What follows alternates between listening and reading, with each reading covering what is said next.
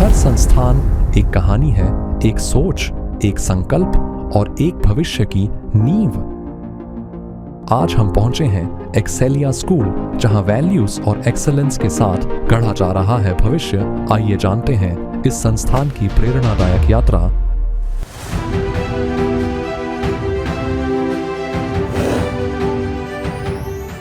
हमारे पिताजी थे श्री दयाशंकर पाठक। 2012-13 में करीब 31 जनवरी को इसकी स्थापना करी थी।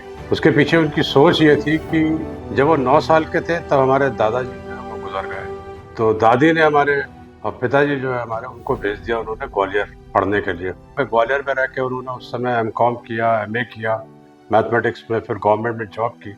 सेंट्रल गवर्नमेंट में जॉब करते थे तो हर 5 साल पे ट्रांसफ़र हो जाता था उनका। तो जब उन्होंने इस स्कूल की स्थापना रखी तो उन्होंने कहा ठीक है, एक हम ऐसा स्कूल बनाएंगे जहाँ पे इन सारी समस्याओं का निदान हो सके। कोविड के टाइम में आपने देखा कि कई बच्चे थे जिनके अर्निंग मेंबर्स की डेथ हो गई थी उस समय। तो हमारे पिताजी ने जो है इस समय हम लोग उनके नाम पे अभी स्कॉलरशिप चला रखी है। चेयरमैन स्पॉन्सरशिप करते हैं हम लोग। तो जितने भी बच्चे हैं जिनके अर्निंग मेंबर की डेथ हो जाती है उनको हम फ्री ऑफ कॉस्ट पढ़ाते हैं 12th तक। चाहे वो हमारे स्कूल के बच्चे हों या कोई बाहर से भी आता है वो एडमिशन लेना चाहे हम लेते हैं। अगर उसकी पढ़ाई में रुचि है हम उसको 12th तक फ्री ऑफ कॉस्ट पढ़ाते हैं, उससे एक पैसा नहीं लेते हैं। दूसरी जो समस्या थी कि कोई ट्रांसफ़र होकर बाहर से आया, उसको एक ऐसा स्कूल चाहिए जहाँ पढ़ाई भी हो, खेलकूद भी हो, ड्रामेटिक्स भी हो, डांस भी हो, म्यूज़िक भी हो, सब चीज़ें उसको एक जगह मिल जाए ताकि वो पढ़ाई के साथ साथ बाकी चीज़ों पर भी फोकस कर सके। तो इसलिए हमारे स्कूल में इस समय cricket, badminton, volleyball, chess, taekwondo, table tennis, इन सब के प्रॉपर कोचेस हैं। प्रोफेशनल ट्रेनिंग दी जाती है बच्चों को पढ़ाई के साथ साथ। हम इसको सिर्फ दिखावे के लिए नहीं बनाना चाहते थे, हम बनाना चाहते थे कि जिसमें प्रोफेशनल्स आएँ वो बच्चों को सिखाएं, क्योंकि नींव जो रखी जाती है वो छोटे बच्चों से ही रखी जाती है। वहीं से आप उसको डाल सकते हैं, वहीं से उसके टैलेंट को आप परख सकते हैं।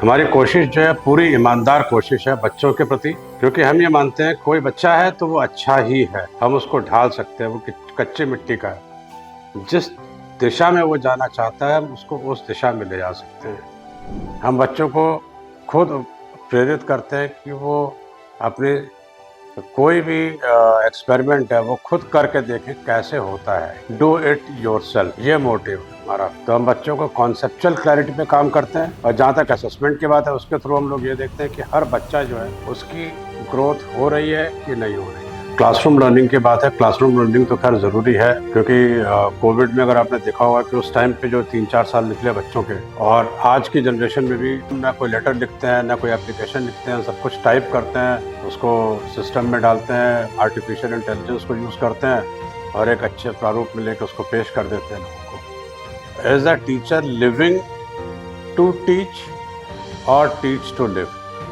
ये बहुत बड़ा अंतर है। अगर वो जिंदा रहने के लिए पढ़ा रहा है तो वो उसका ऑप्शन है, अगर वो पढ़ाने के लिए जिंदा है वो टीचर, हम ऐसे लोगों को रखते हैं अपने साथ जो टीचर जो पढ़ाने में इच्छुक हैं, जिनके लिए teaching is not an option but a choice.